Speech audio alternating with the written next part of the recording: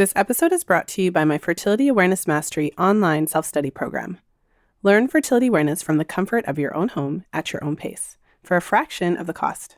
Head over to fertilityfriday.com/mastery for details. That's fertilityfriday.com/mastery. This is the Fertility Friday podcast, episode number 460.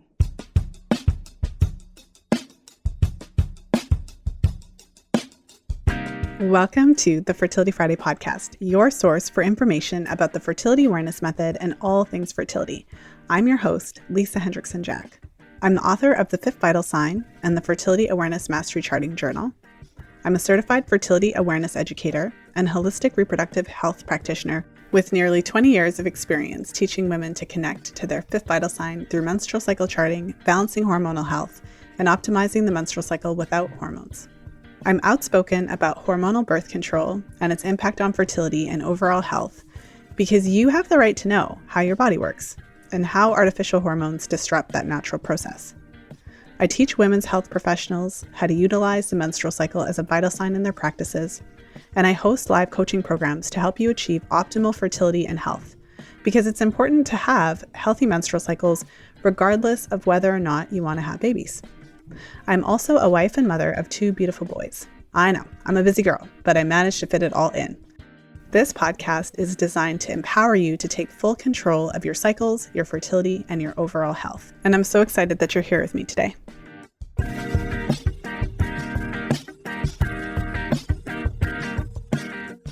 Today, I'm sharing the top 10 ways I prepared for pregnancy.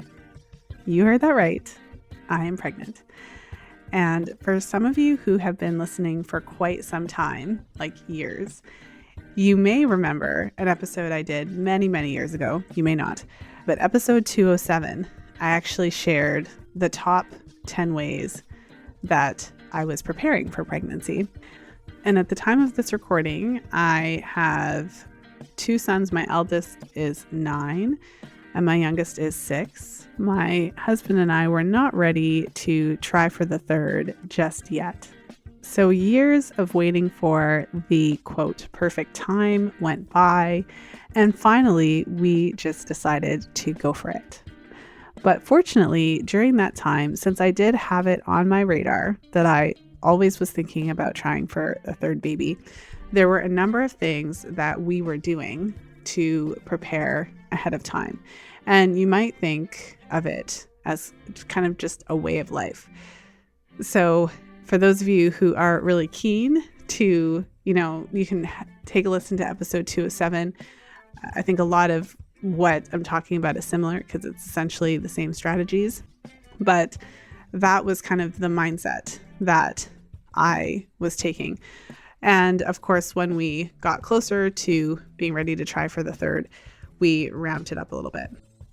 I did share my exciting news on social media. So if you want to see some fun pictures and get some additional details, you can find me on Instagram at Fertility Friday. And for more behind the scenes details and pictures for when the baby comes and all of that fun stuff, I would suggest to join my email list. You can head over to fertilityfriday.com/freebies because I tend not to post tons of personal pictures on my social media. I tend to post very little at all, if at all, of my children or my family. But when I do, it's usually to my email list. So that would be a good place to go for future updates about this pregnancy, as well as fun details once baby does arrive on the scene. So without further ado, let's go ahead and jump into today's episode, the top 10 ways I prepared for pregnancy.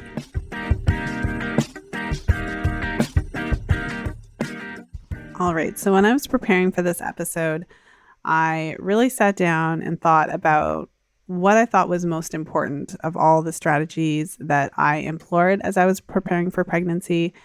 And I thought I would just share what I think is most important. It doesn't mean these are the only things that I did, but these are certainly the strategies that came to mind that I was doing intentionally throughout the past few years with the goal in mind of starting to try for a baby at some point.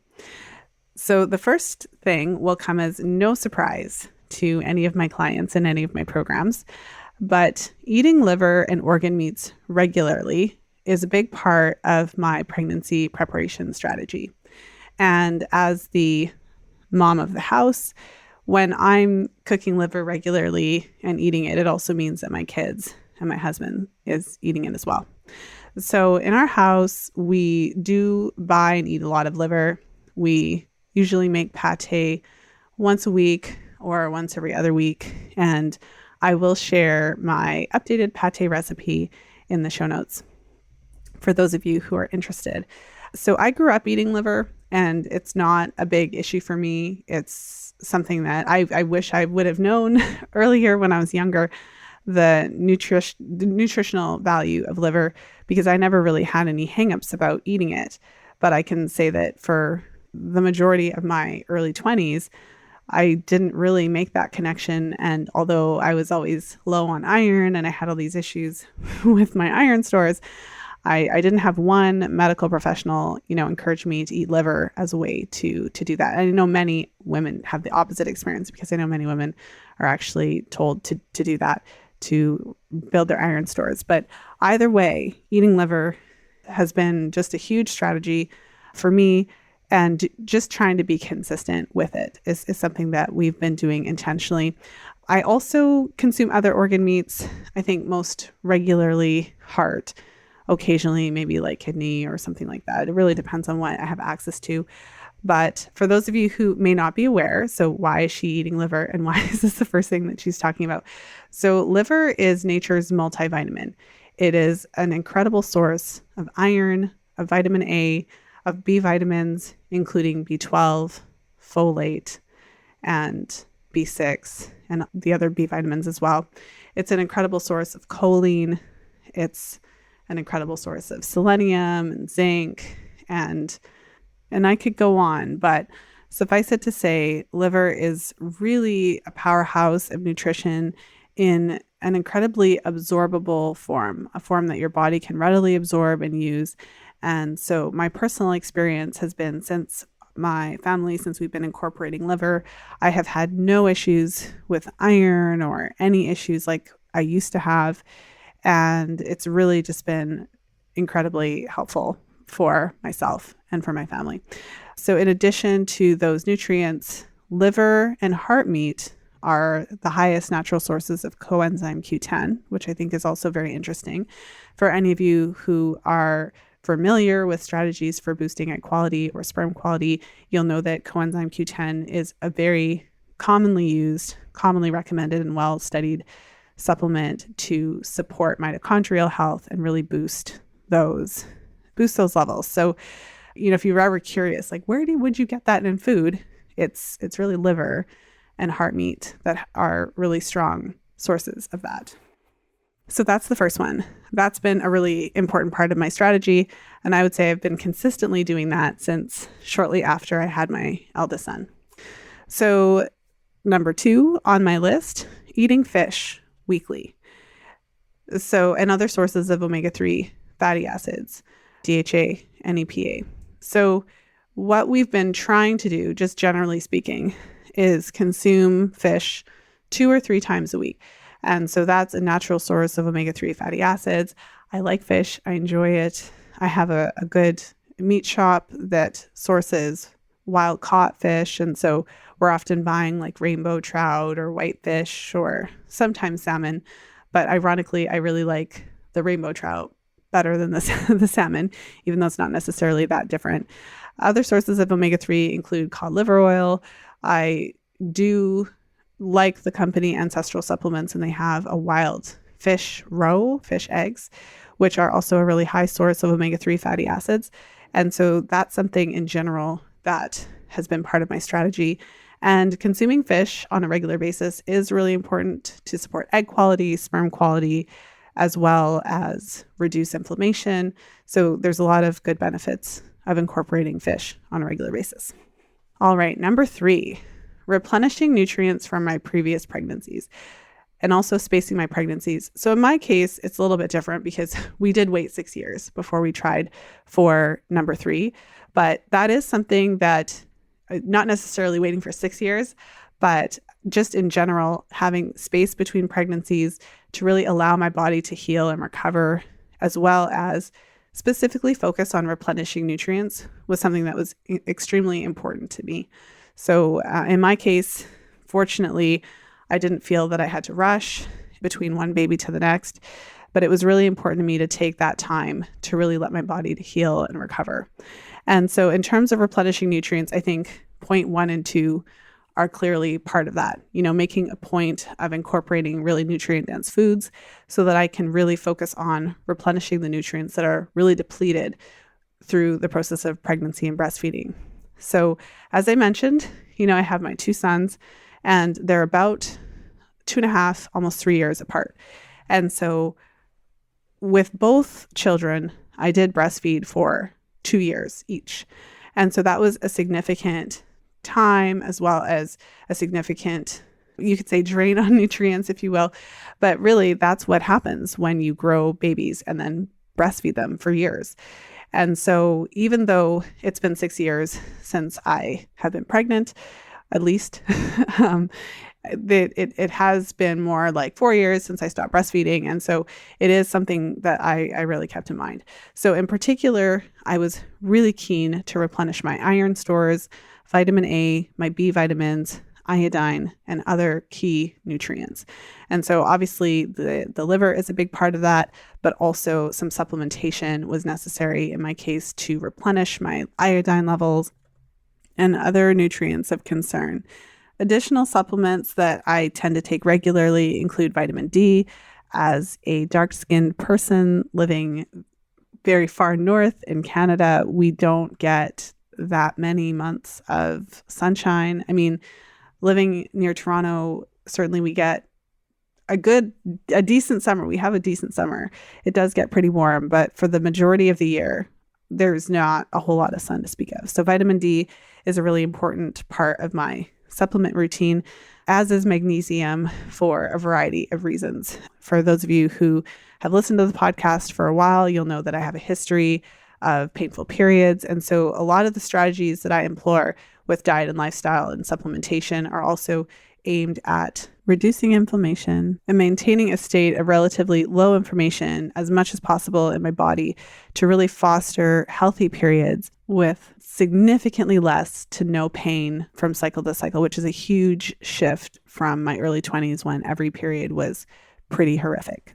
So those are some of the basic things that I was doing in terms of replenishing nutrients from previous pregnancies, as well as incorporating specific supplements to replenish those nutrients and make sure that my levels are all as optimal as possible as I move into the stage where we are actively trying to conceive. All right, so number 4 on my list is consuming enough protein daily and more on days that I exercise so that I can support my hormonal health. So this is something that I talk about a lot in my programs, and the research shows quite clearly that if we're not getting enough protein and overall calories, it's really hard for us to support optimal hormone production and ultimately maintain a healthy menstrual cycle. So with my days working are quite busy. I often have calls back to back to back. So one of the things I try to do as much as possible is to really prioritize eating. So eating a good, strong, full breakfast in the mornings with sufficient protein is really important. Eating lunch, making sure the lunch has a good balance of protein, fat, and carbohydrates, as well as healthy snacks during the day as necessary, and also at dinner time. And so I'm not a big workout person. I go kind of in more in bits and spurts.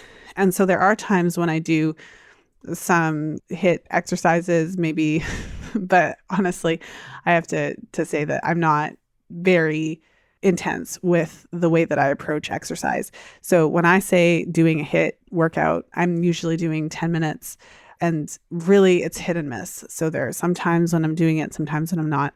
But as many of my clients know, I do have a walking desk option. So I have an under desk treadmill that I walk on sometimes during calls and things like that. Not necessarily as much for exercise, although obviously exercise is taking place.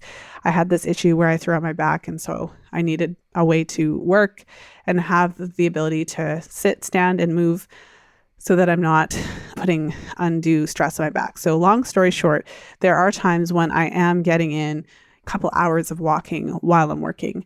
And so on those days where I do exercise a little bit more, or on those days that I'm walking, or if I'm doing activities with the boys, I do make a point of aiming to get enough protein. And I found that helps in a number of ways. It helps for my recovery. It helps for my energy levels, but it also helps to support my hormonal health so that my menstrual cycles stay relatively stable, so that my luteal phase stays relatively stable, and my progesterone production is pretty consistent. So that's something that's been very important to me that I do stick to. Number 5, eating healthy fats.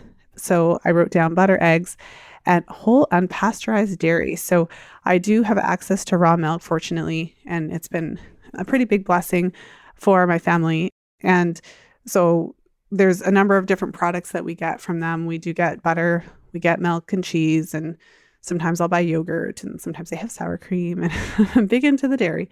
And so I've been fortunate to have access to A2 milk. So it's cow's milk, but it's A2. So the brief rundown is that a lot of the commercial dairy products that are available are coming from Holstein cows, and those cows are producing milk that has the A1 protein. And so you can do a quick search on that if you've never heard of this before. But the A1 protein, A1 beta casein, is linked to a lot of inflammatory conditions, from painful periods, endometriosis, to a lot of other kind of, you wouldn't necessarily expect, but a lot of inflammatory conditions. And so many women do report that if they're switching from the regular conventional dairy to A2 options, so often that might be sheep's milk or goat's milk, or milk that's coming from Guernsey or Jersey cows that do produce naturally the A2 milk.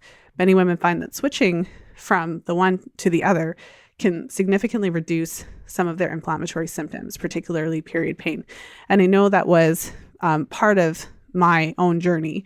Switching to a different kind of milk certainly helped with my inflammation and reduced my level of pain. So, but with that aside, that's just a little aside on the milk. I can always go on and on about the milk.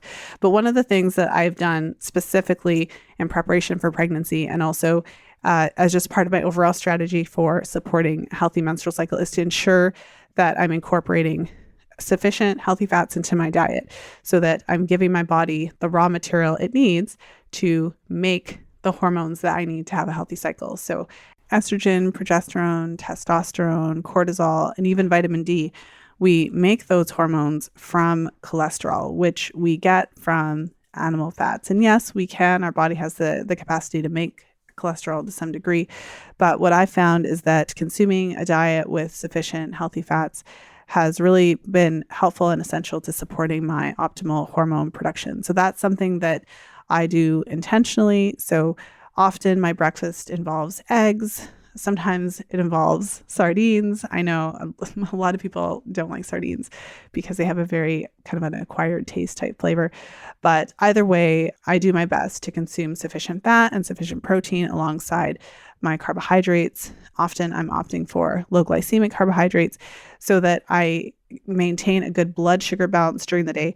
I find also that having good full meals with a good balance of protein, fat, and carbohydrates really helps me to get through the day without always feeling hangry, and always feeling like I need a snack. So when I start my day with a really good full breakfast that is really balanced and not super high in high glycemic carbohydrates, what I find is that I'm really able to last for a few hours until I go to lunch. And my history was when I was in high school and when I was in my late teens, early 20s, oatmeal was the breakfast every single day. And my experience of that was that I would eat the oatmeal and then I would be hungry 30 minutes later. And then my day would be always just around food and snacks. So I would always have to have food on me, snacks on me, and I'd basically be eating all day. And so really organizing my meals, eating sufficient healthy fats, and balancing my blood sugar by not consuming high glycemic carbohydrates all the time has really made a huge difference and has really helped to support my overall menstrual cycle health. So that was one of the important parts of my strategy. All right, number 6.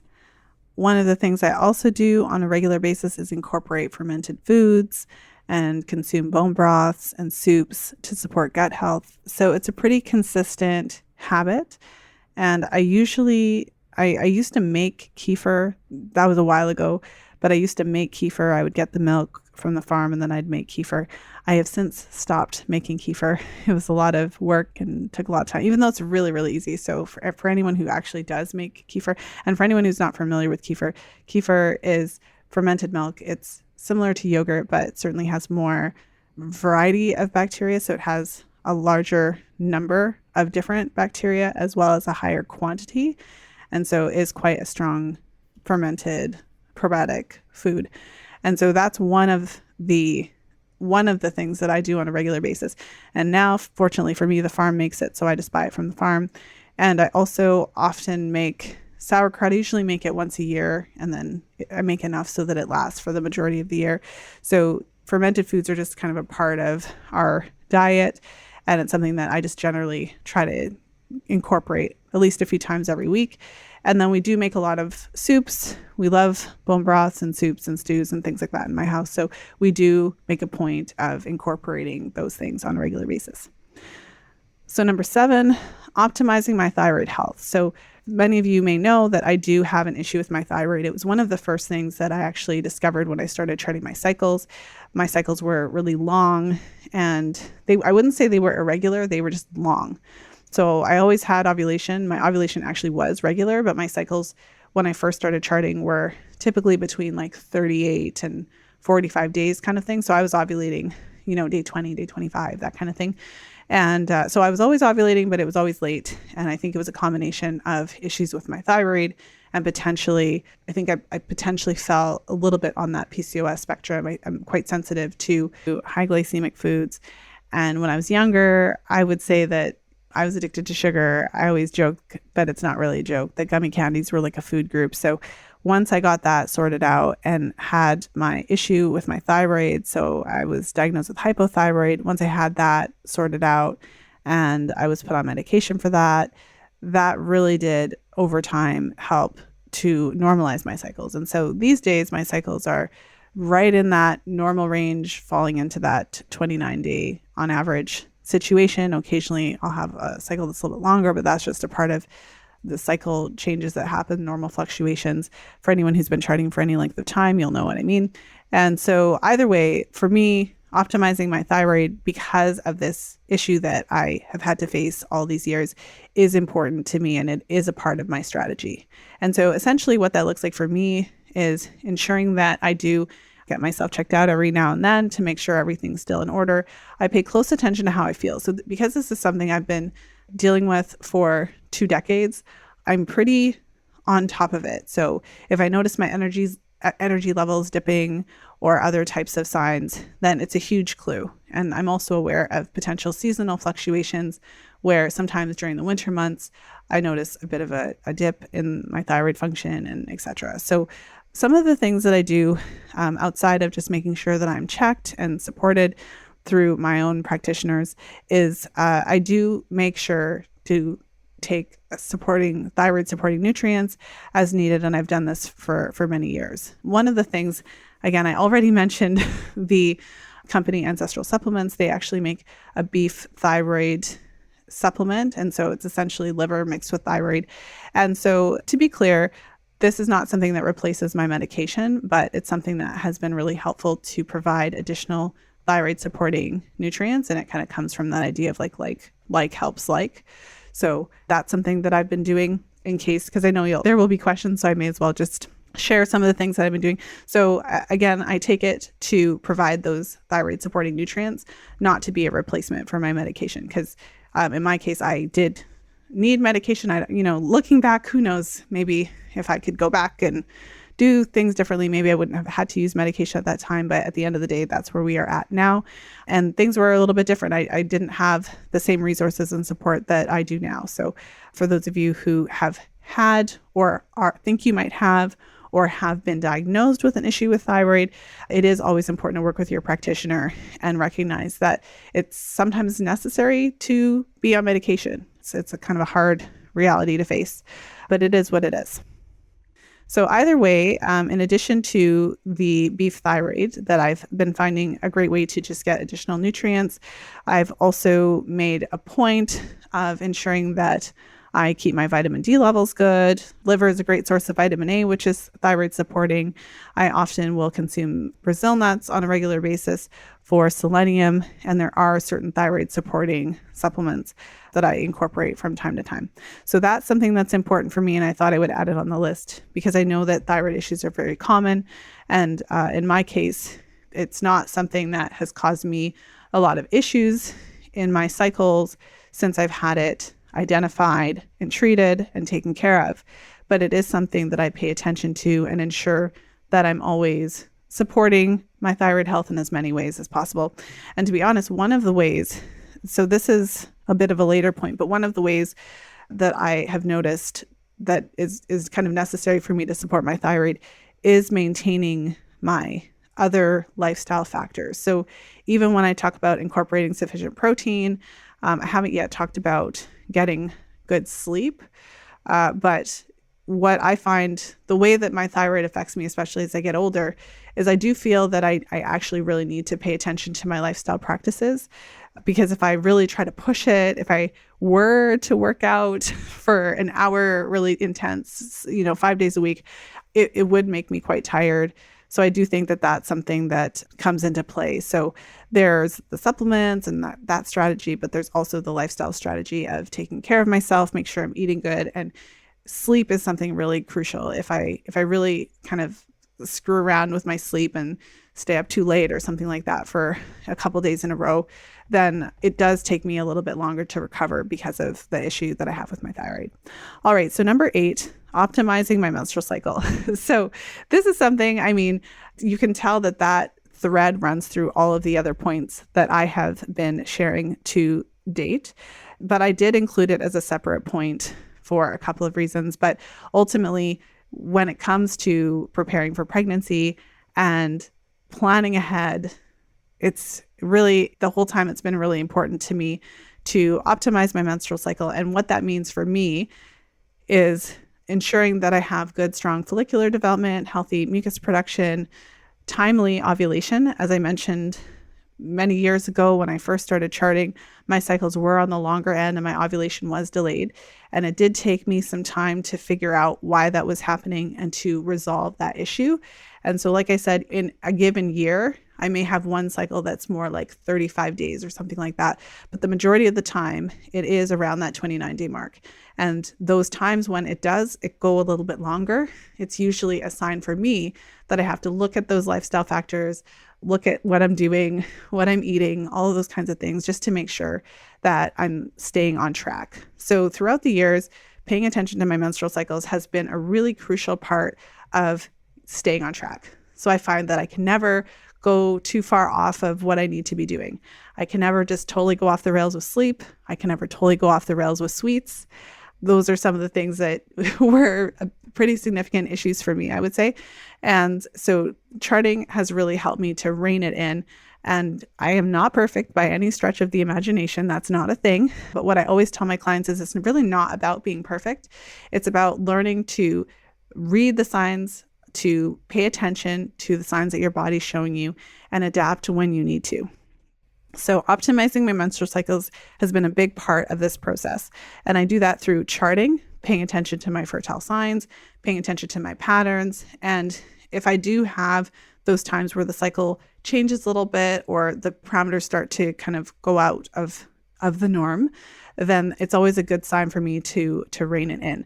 One of the things I've done over the last couple of years, and I did an episode, it was probably around the same time as when I released the episode years ago about preparing for pregnancy. So I'll link this episode as well. But I did an episode where I shared my sugar experiment. I shared my history of being addicted to gummy candies and sugar and sweets. And like I said, I am not perfect by any stretch of the imagination. And it's not to say that I never eat anything sweet. But certainly in my current state, it's nothing like it was when I was a teenager. My goodness. I would be embarrassed, but I know I'm not the only one. And I feel like sharing it helps. So I'm not really embarrassed about it. It's just what it is. Either way. Okay. So I shared on the podcast an episode about my experiment with really cutting sugar and cutting sweets for a period of time.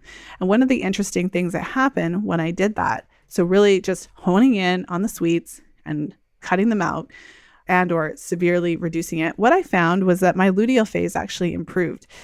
So when I first started tracking my cycles, my luteal phase tended to be 12 to 13 days, give or take, but never above 13. It was 12 to 13 days, and that was it. And over the past several years of me trying different things and incorporating different strategies to boost progesterone, I've managed to get my luteal phase up to 14, sometimes 15 days occasionally. So it's not always the same, but I didn't even know that it was possible to get my own luteal phase up to that point.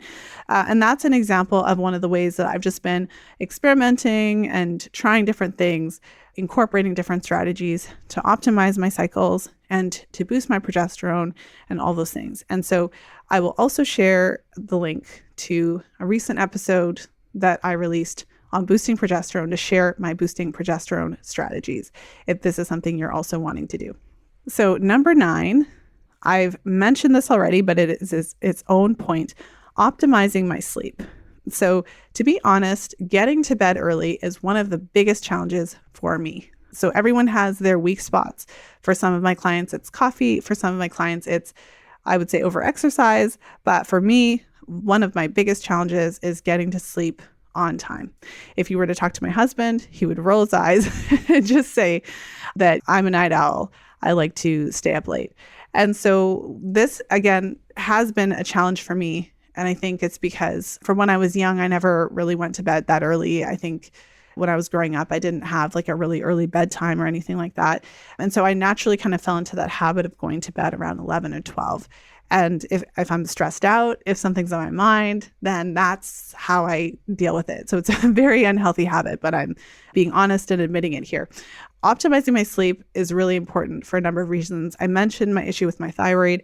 And so if I do stay up late, it's like a bad combination. So stress plus not sleeping, it does make it worse. And like I said, I do find that as I get older, it does take me more to recover. Whereas when I was younger, if I stayed up, it was fine. I could stay up and I would just get up early the next day and do what I needed to do. But I find that now that I'm older, if I do stay up really late and have a really bad sleep, it often takes me a couple of days to recover from that. So a few things I've done to optimize my sleep. And again, it's not about being perfect, but it's more about getting into the habit so that the majority of the time I'm falling into my good habit. And then it's more of the exception if I have that one night where I choose to stay up a little bit later. So a couple of things that I do. One of the things is to really try, for me, it's to aim to get into bed by about 11 o'clock. And that can be a challenge running a house with young children. As my kids get older, they are really adept at pushing bedtime. So I do struggle with this even still, because I think many of you might be able to relate to this if you have kids or if you have a busy schedule or whatever. For me, I tend to like to have a little bit of wind down time before bed. So it's not the greatest thing when the kids are going to bed a bit later, and then I still need that extra 30 minutes to sit there and drink my tea and relax or whatever, when I should probably be getting into bed. So it's a work in progress. But again, one of my strategies is to really aim to be in bed by about 11 o'clock. So really then starting that wind down time, 9:30, 10, so that I can get myself into my bed by 11 o'clock. And when I do get to bed by 11 o'clock, or earlier. Sometimes I do go to bed earlier at 10 o'clock or even sometimes 9:30, but that's more rare. Then I really do find a huge benefit for my hormones, for my cycle, to support my thyroid, feel a lot more rested, and also a lot more alert, because a lot of the work that I do requires attention and it just doesn't work when I'm feeling really tired. So a few other things that I do that are helpful that I should mention here just for optimizing my sleep. I'm not a big coffee drinker. I'm quite sensitive to coffee. So if I do drink a caffeinated beverage like coffee or tea or anything like that a few days in a row, I do find that my body does get addicted to it quickly. And then I will have that headache. Within 3 days of drinking caffeine every day in a row, I will have a headache because my body will get addicted to it. And I do find that it seems to affect my sleep somehow, whether that's just that I don't feel as rested or that it's harder for me to get to sleep. So generally speaking, I don't drink caffeinated beverages on a regular basis, but I do save the occasional time. Like if I have to go for a long drive or something like that, then it's kind of nice. And I do find that by not drinking coffee on a regular basis, then when I do drink it, it does give the desired effect. that's one of the things that I would say generally helps, where I don't drink caffeinated beverages on a regular basis. And so that does help, that when it's time to go to sleep, I do go to sleep. There's a number of other things that I do. I mean, one of the things is that if I'm using my devices later, so I do try to come off of my devices at some point in the evening, but it does happen. And so when I'm using the devices, I do tint the screens so that they are orange or red, so that I'm really minimizing my blue light exposure. And I make sure that my room is dark. So this is something that I also talk about a lot with my clients. And there's a few episodes, some of them are a bit older actually, but one of the ways to support progesterone production and to boost your luteal phase, depending on the situation, is to ensure that you are sleeping in the dark at night. So that's something that's really important to me. I actually just recently bought some new blackout blinds, or not blinds. I bought blackout curtains. I had blinds before, but so long story. But either way, I really make an effort to create a good sleep environment to kind of foster that. So between some of the earlier strategies of taking magnesium regularly and having a dark room, I really do find that it does help my sleep. So even if it's not perfect and I stay up a little bit later than I would like to, when I get into my dark room, then I do have a really restful sleep most nights. I just wanted to jump into today's episode with a quick message from the show sponsor, Conceiving with Fertility Awareness. This is my free online course designed to help you utilize fertility awareness strategies to optimize your chances of conceiving naturally. From timing sex accurately every single time to identifying potential fertility issues through charting, this course has you covered. Head over to fertilityfriday.com/TTC for access. That's TTC as in trying to conceive. Again, that's fertilityfriday.com/TTC. Now let's jump back into today's episode.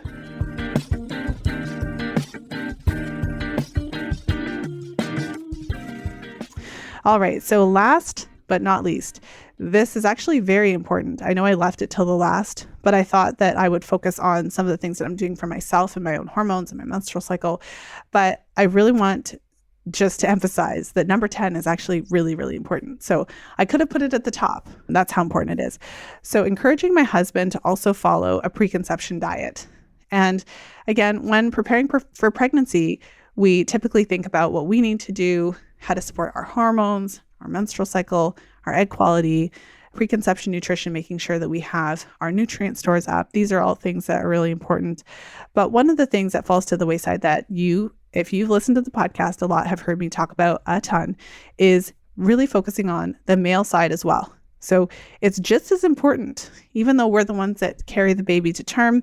And obviously it's different because we have to be well nourished to carry the pregnancy. Your baby is 50% of your partner's genetic material. So when you are in the throes of preparing for pregnancy, it is also equally important for him to be participating somehow. And what I always say is that there's no man alive that's so healthy that he can't even benefit from a multivitamin or something like that. So it does just trickle down by me emphasizing liver and fish and cooking that way on a regular basis. I mean, I'm cooking for my family, not just for myself. So my husband benefits from it also, but it's something that I make a point of. So during this time when we were when we were planning ahead for conception, one of the things, in addition to me consuming all these foods, was for me to encourage him also to participate. So that meant to encourage him to eat liver, to make dishes with hidden liver, as Lily Nichols would say. And so, I do that we often do beef dishes. I'm trying to think of what the most common, we've been making some homemade burgers, which is fun. We've sometimes do like a taco salad. We might do lasagna every now and then, but whenever we're doing dishes that involve ground meat, there's usually liver involved. And so that's something where I'm intentionally trying to do the liver every week so that everyone can benefit from that, including my husband. So regular liver consumption, fish consumption again. So it's not just for me, it's for him as well. I make a point of eating lots of leafy green vegetables. We do eat a lot of citrus fruits. And so for sperm quality, green leafy vegetables, citrus fruits are really high in antioxidants, and those items are known to support sperm quality as well as liver. There's a number of nutrients, including zinc, including vitamin A, which is really essential, folate. And so these are things to keep in mind. So in addition to that, I do encourage him to do his vitamin D regularly. It's pretty standard in our house, given that we are dark-skinned people living in a northern area. And there are a few supplements that we may incorporate here and there. I would say that the supplements for my husband's case it wasn't something that I was on him about or something like that. But especially during the months, say the 6 months leading up to when we were planning to start trying, then I did encourage him to consider, taking CoQ10. So Coenzyme Q10, I had already mentioned that, is known to support sperm quality. We often take vitamin C in the house. And so there's a few other kind of antioxidant type supplements. But I would say the biggest strategy in our house for my husband was to just kind of benefit from the overall diet of our family. But I wanted to mention that because it was an important part of the strategy. And there were a few specific supplements that I encouraged him to take, not because we had any concerns necessarily, but just because we knew that we were planning to try. And so it made sense for him to do some of these things during that time. So for anyone who's not that aware of it, if you're wanting to target sperm quality and improve it, so particularly if your partner has had a semen analysis that was less optimal, then it does take a minimum of 3 to 4 months to start to see the results. Because when your partner ejaculates today, it's a measure of basically what was happening three months ago, because that's how long it takes for the sperm to be made. So that brings us to the end of the list. And again, I saved maybe the best for last, because I do think it's really important for us to involve our partners. So I'll go over, just to summarize, what the 10 points were.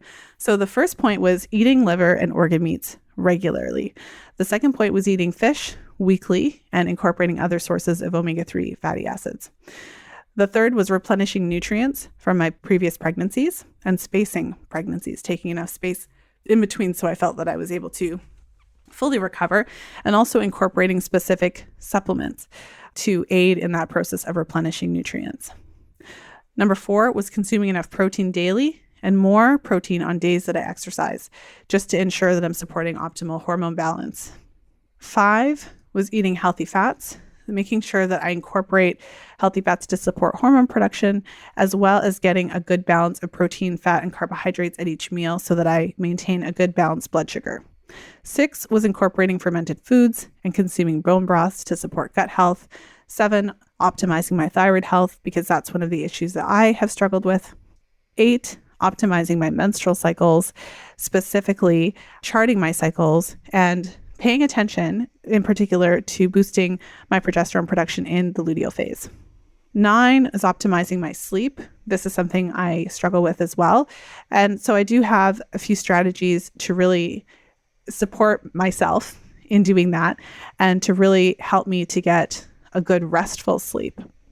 And last but not least, encouraging my husband to also follow a preconception diet and incorporate a few supplements as necessary.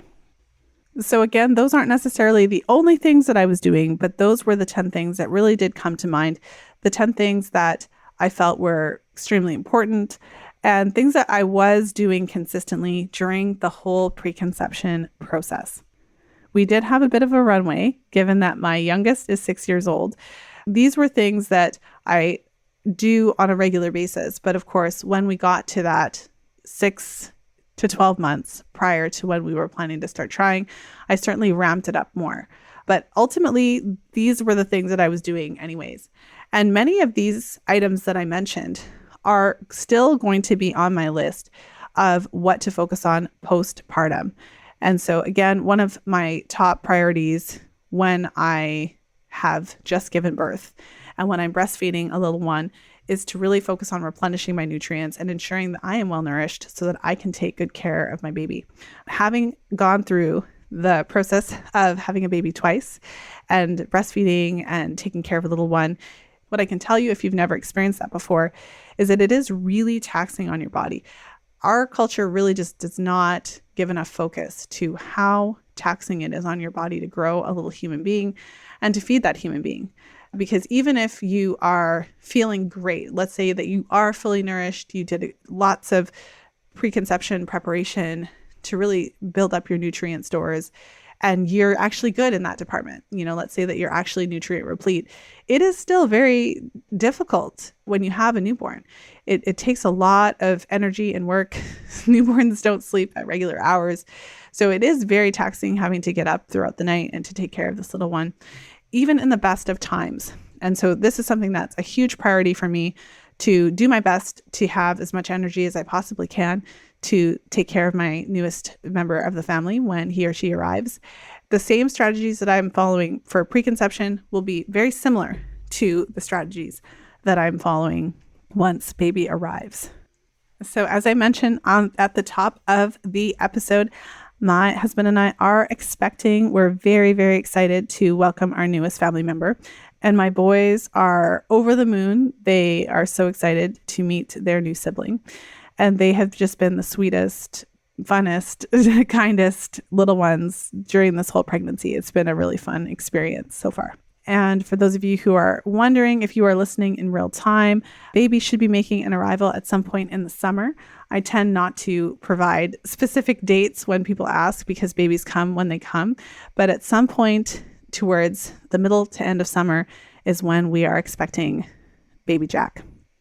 So as I mentioned at the top of the episode, if you're wanting to get the inside scoop and the deets when baby arrives, I would suggest to jump on my email list. So fertilityfriday.com/freebies. You can grab the freebie of your choice and join my email list. That's where I tend to post more than I would on social media, just because it's not really private because it's still an email list, but it's a little bit different than on social media. So not to say I'm not going to post anything, but in terms of the details and the stories and those kinds of things, I usually save those things for my email list. If you can think of any friends who are planning to conceive in the near future, or who have been trying to conceive and think they may benefit from this episode, feel free to share. The link to today's episode is fertilityfriday.com/416416.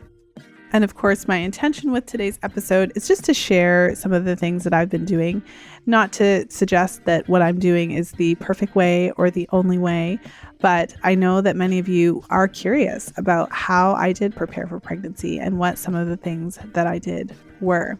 And I suppose one other thing that I can just throw in for interest's sake, especially for those of you who are planning to conceive in the near future or who are trying to conceive, obviously, the fertility awareness knowledge that I have, it's something that I guess you could say I took for granted in this process. So when my husband and I were ready to conceive, we do know, based on my cycle, when would be the best time. And it's not a secret. It is the days of cervical fluid leading up to ovulation. So those are the days of fertility. It's extremely helpful to have that history of cycle charting, the history of charts, to understand my cycle patterns, what's normal for me, what's not, so that when we were ready to start trying, we just were able to jump in and time sex accurately. And one of the things that I spoke about in previous episodes, especially in the conception series in previous weeks, was really to focus on those days of cervical fluid. So the days of cervical fluid prior to ovulation, whether it is the lotiony type mucus, the non-peak mucus, or whether it is a clear, stretchy type cervical mucus, both are considered fertile as you approach ovulation. You can pay particular attention to your days of peak cervical fluid, because those days are considered to be optimal when you're trying to conceive, because they're often a sign of estrogen levels rising and maybe closer to your ovulation day. And really, when it's time to try, you want to have sex one or more times during that window. So I basically say, as long as you've had sex once or twice during that 5 days leading up to ovulation, that is considered a try. And any additional times are bonus. So you don't need to have sex every single day or multiple times a day or any of that. The most important thing is to get the timing right, meaning to time sex within that fertile window. So during that 5-day period before ovulation. And when you're tracking and charting your cervical fluid, simply when you see cervical fluid, have sex. The timing part of it is really that simple. It's not always that simple to conceive, but in terms of timing, that's all that needs to happen in order for the timing to be correct.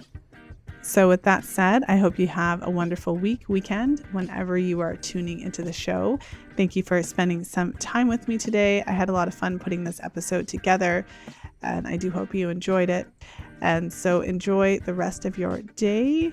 And as always, until next time, be well and happy charting.